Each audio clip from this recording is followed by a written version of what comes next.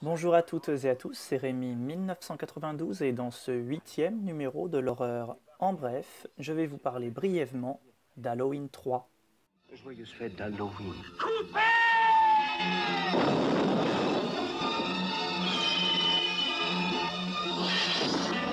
Halloween 3. Le sang du sorcier. La nuit où personne ne rentre chez soi.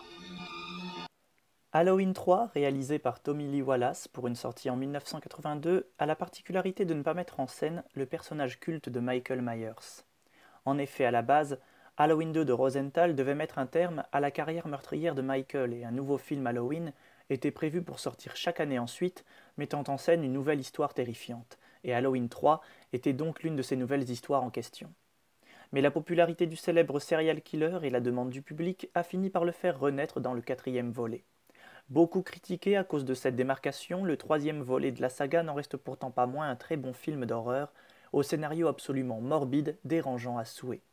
La réalisation est soignée, la bande originale, même si elle est nettement moins percutante que le thème principal des autres films, ne fait que rendre le climat encore plus oppressant. Si vous arrivez à mettre Halloween 3 à part du reste de la saga, nul doute que vous y prendrez du plaisir si vous êtes amateur de films d'horreur.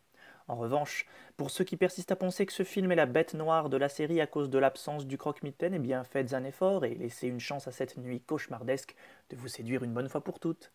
Principal défaut du film, le manque de charisme de ses personnages principaux et leur jeu d'acteur pas toujours convaincant.